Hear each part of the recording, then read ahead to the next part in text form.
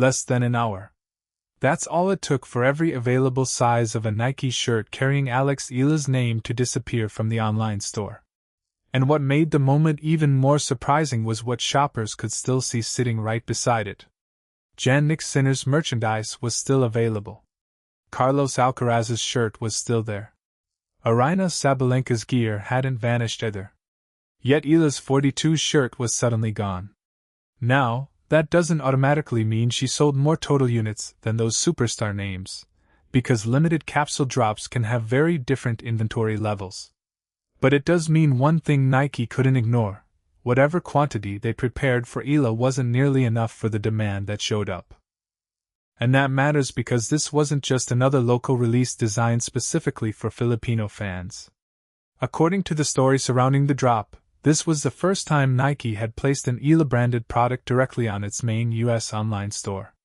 Previous merchandise had been much more limited and locally focused, including releases connected to the Philippines, where fans already knew exactly who she was.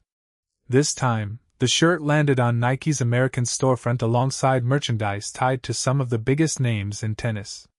In other words, this was a much bigger commercial test. And Eala's merchandise passed that test in the loudest way possible. The story quickly spread beyond tennis circles. TMZ picked it up within hours, and Sports Illustrated followed with coverage the next morning. Reporters started looking at the storefront and noticed the same strange contrast. Several major tennis stars featured in the collection, but Eala's shirt was the one showing the strongest immediate sellout response.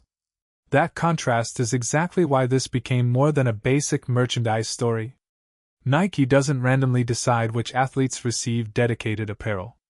Those decisions are based on audience size, marketing potential, brand fit, engagement, and expected demand.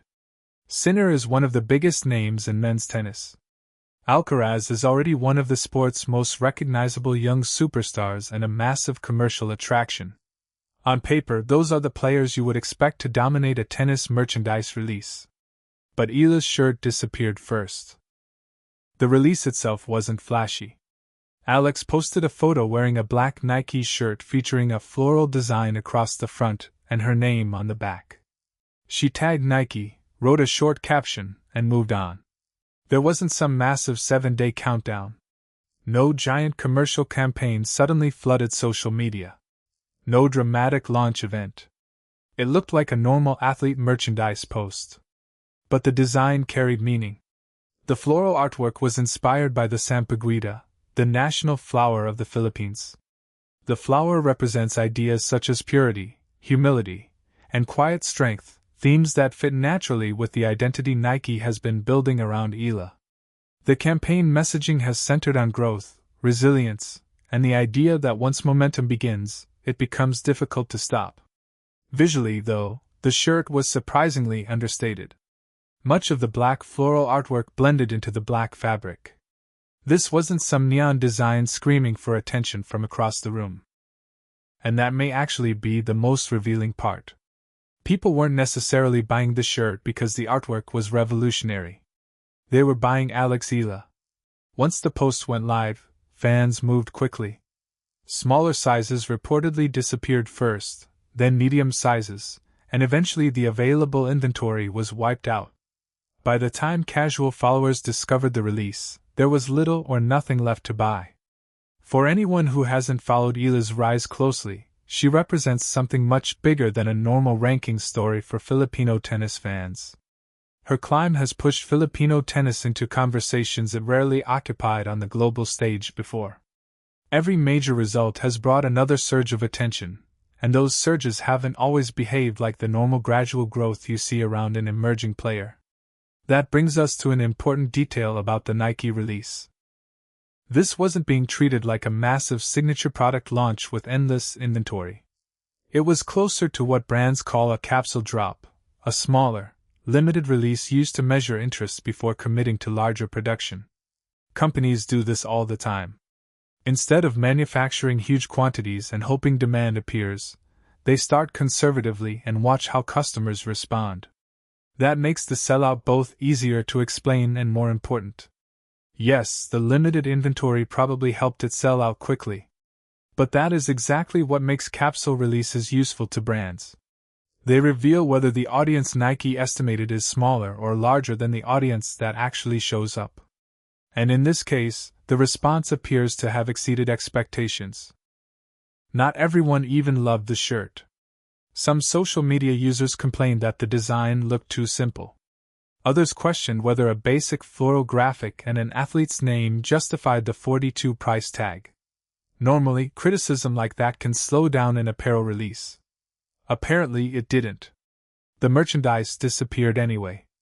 That suggests the emotional value wasn't entirely inside the design. For many buyers, the important part was the name printed on it, and what that name represented. And if you zoom out, this doesn't look like an isolated moment. Throughout the year, Eala's biggest tennis moments have triggered sudden bursts of online attention. Instead of one smooth upward line, interest around her has often behaved more like a staircase. A huge moment happens, attention jumps, things settle down, and then another result pushes everything higher again. One of the biggest turning points came earlier in her rise, when she entered Miami far less established than she is today. After a breakthrough performance there, clips began circulating outside the normal tennis media ecosystem. Suddenly, people who barely followed the sport were sharing highlights, discussing her in group chats, and learning her name. That's very different from simply moving up a ranking list. Rankings matter enormously inside tennis. But casual sports fans usually don't wake up Monday morning checking every position in the WTA standings. Viral moments work differently.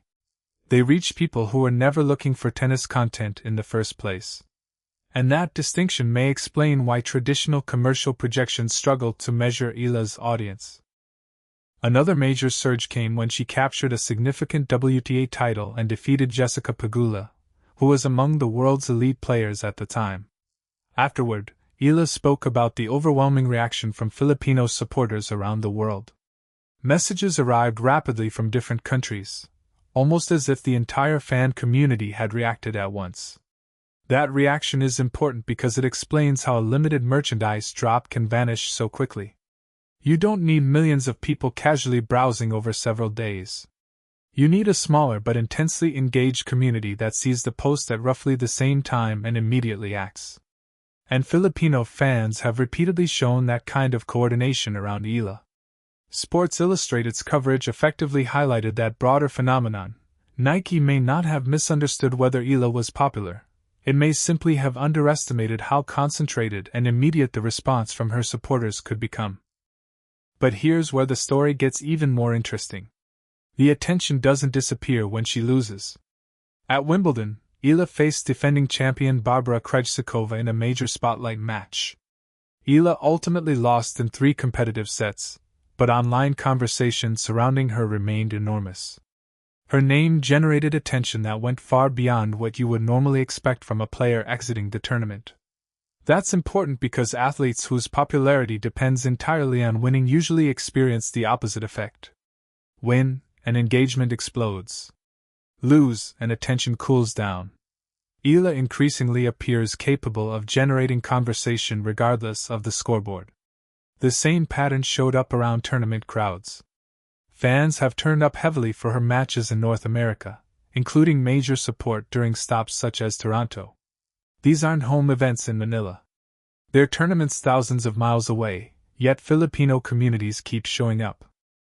Then Cincinnati provided another fascinating test. Just days before the Nike merchandise release, Eala lost to Amanda Anisimova in the 3rd round. There was no championship attached to the moment. No trophy celebration. No perfect marketing setup for Nike to capitalize on. Then the shirt dropped. And it sold out anyway. That may be more important than selling merchandise immediately after a huge title. When a player wins a championship, brands expect a temporary surge. That's easy to understand. The athlete is everywhere, highlights are circulating, and excitement is at its peak. But selling out after a loss suggests something different.